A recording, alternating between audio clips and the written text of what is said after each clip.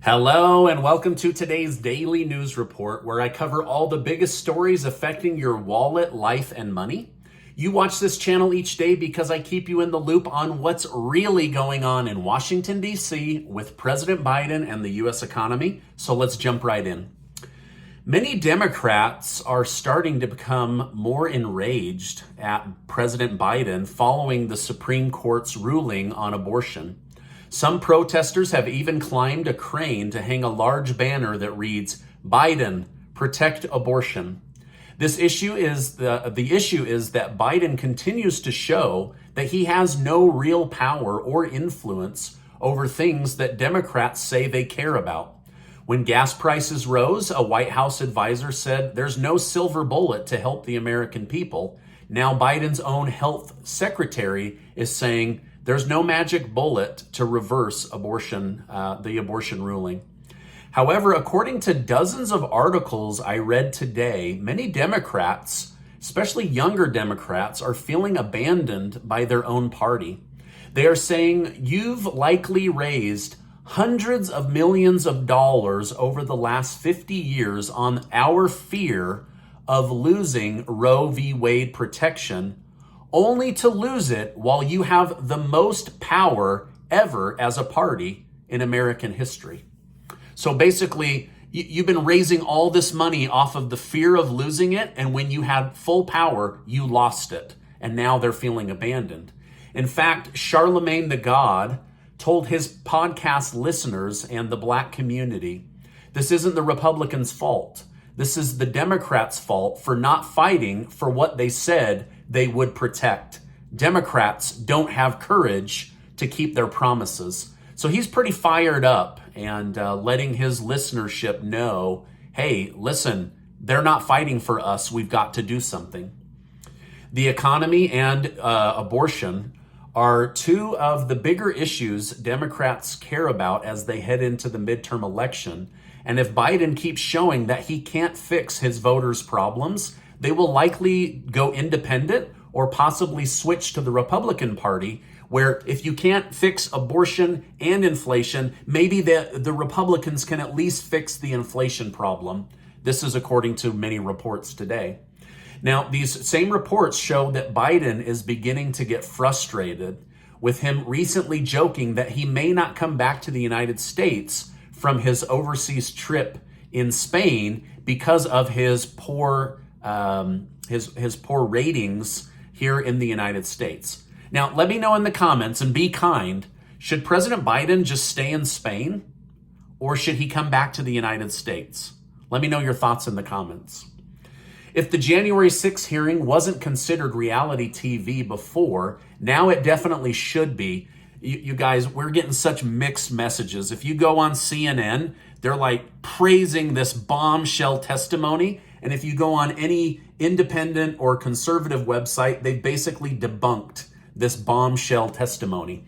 Former White House aide Cassidy Hutchinson gave a bizarre secondhand testimony that stated that former President Donald Trump was so angry on January 6th that he threw his food across the room and that she had to clean it up, and ended by saying that Trump grabbed the steering wheel from a Secret Service agent while he was being driven around in the presidential limo after his January 6th speech.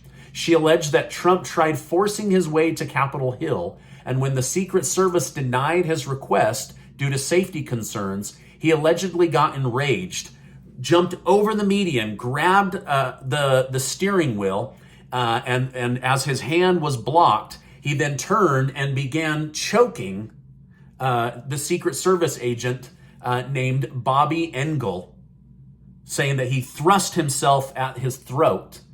Now, these are the security detail and Secret Service agents for Trump.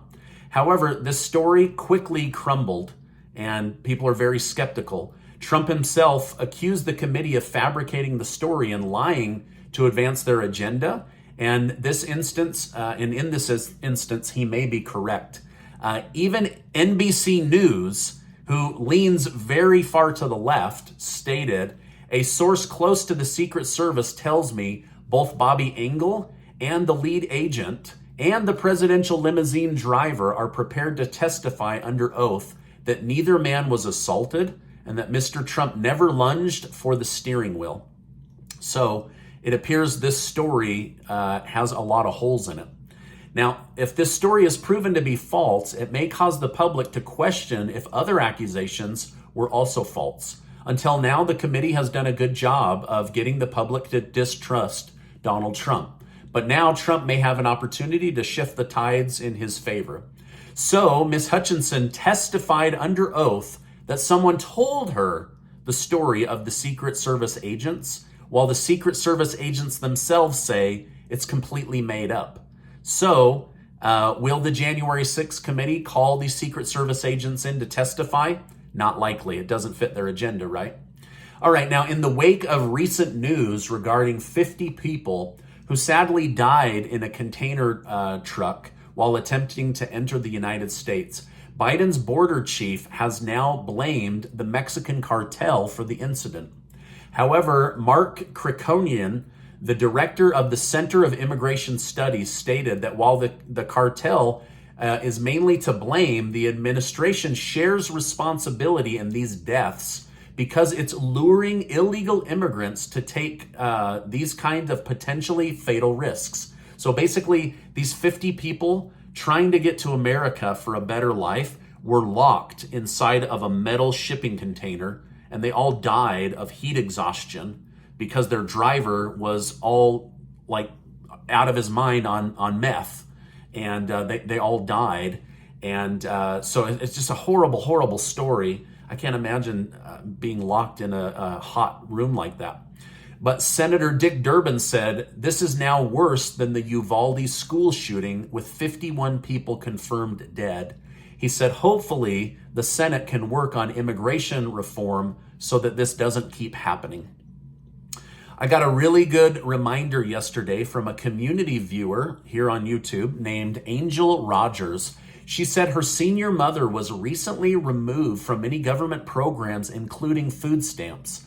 However, when they came back through her budget with higher Medicaid and rent, she actually qualified for help again. So please, if you're looking for government assistance, whether it's food stamps, utility bill help, rent help, something like that, make sure you have the most up-to-date financial picture to share when qualifying, because you may qualify again or you might re-qualify. But her mother, her senior mother, had dropped off, but once they reconfigured all of the bills, she actually qualified for quite a bit of help. So I know there's a lot of people in the community with money that follow me. There's also a lot of you that are really struggling. So I thought that was great advice, and I just wanted to share it here with you because I don't want anybody going without food or shelter. So just make sure you have that up-to-date budget, and you may qualify for much more than you thought. Make sure to call 211 for finding out what programs are available in your city. The CEO of ExxonMobil blasted President Biden for contributing to the high gas prices. He then listed why Biden is causing your gas prices to be so high. He said the transition to all electric is happening too fast, and the people aren't financially ready for it.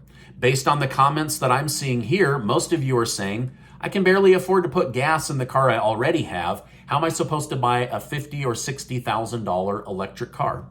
He also went on to say, did you know during the Great Recession that President Obama said that the best thing America could do to help people would be to invest more in oil production and be less dependent on foreign oil? So basically he's saying, listen, why aren't you going? You were vice president to the Obama administration. They themselves said that we should be helping oil companies and we should be less dependent on foreign oil. And that's what they're calling for. He also said this goal of having all cars manufactured electric by 2040 gives no oil company incentive to fix prices or invest in new projects. He said that Biden is putting us out of business while at the same time blaming us for his policies. So these are his policies to have everything go electric, and now they're being blamed because they have no incentive to go out and invest billions of dollars by the president that's putting them out of business. He also went on to say that Vladimir Putin isn't the problem. The United States only got 3% of their oil from Russia, yet gas is up over 100%, not 3%. He also said the White House was warned there would be gas and oil issues by the Middle East, and they chose to ignore it, hoping the American people would open their wallets and all magically go electric. So he's basically saying, listen, the Middle East that doesn't really care for us, they, as a courtesy, gave the Biden administration a warning that there were going to be increases, and they ignored it. Again, I'm just going off of articles that I read today. Now, did you know our current electric grid can't even handle the current demand? That's why there's rolling brownouts and blackouts all over the country. Texas is worried about electrical issues, California, parts of the middle of the country. And we don't even have all of the metals and the minerals necessary to make all cars electric by 2040.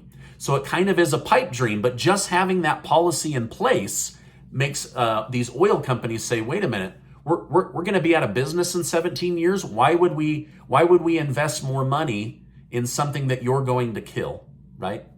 So anyway, just letting you guys know what's in the news.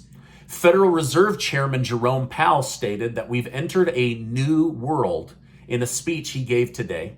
He stated, if you want to know the lessons to be learned over the last 10 years, look at our framework. Those were all based on the low inflation environment that we had.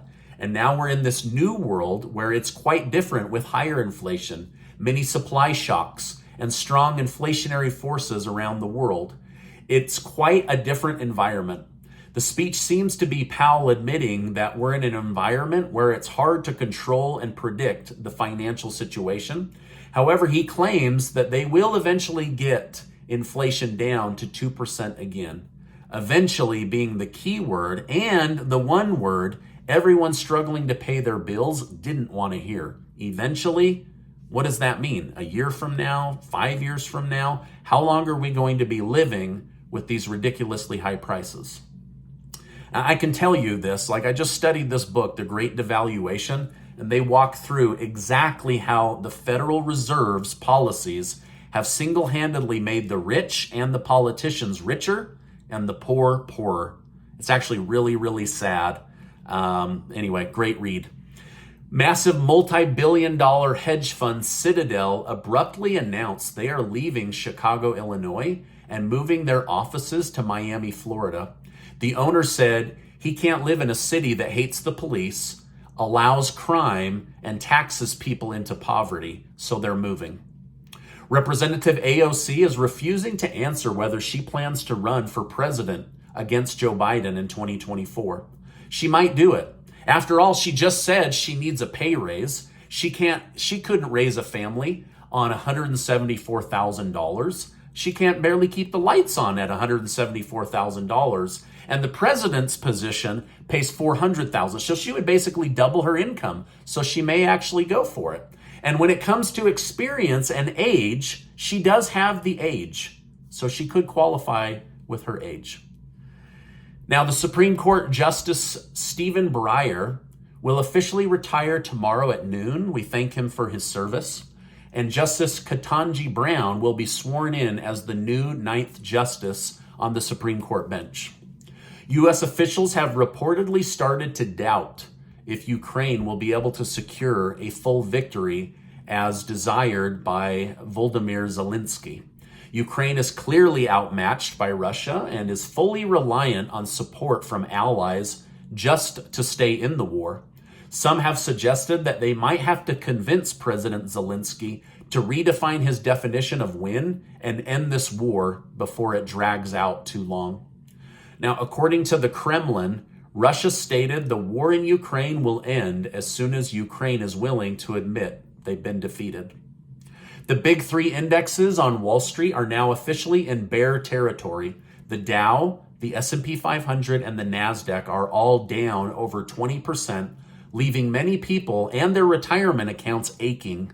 The big question is, will they continue to fall even further? I don't have an answer for you on that. it could fall much further, or we could finally find that bottom and go back up. I had dinner with a very, very successful financial securities advisor, and he said, I'll be honest, we have no idea where the bottom is, but we're hoping we're coming out of this soon. So they don't even know, right? They're just waiting for the collective mind hive to say, yeah, this hurts enough. Let's now start to buy back into the market. Now, this is my update for today. As I know more, I will definitely come on and share more with you. Don't forget, Casey and I are trying to help out as much as we can. We're giving away $6,000 in cash to members of our YouTube community, thanks to generous video sponsors. And I'll make sure to leave that link in the video description and also in the pinned comment below. It's just your name and your email. It takes less than 20 seconds. The winners will be notified on in July using the email that you used to register. And then hopefully I can get something going in the month of July. I'm probably going to have a smaller amount with more winners, but we'll see. We'll see what I'm able to cobble together with the video sponsors. Now, before you go, I just want to remind you that you are amazing. I appreciate you being in my community, and I'll see you on the next video.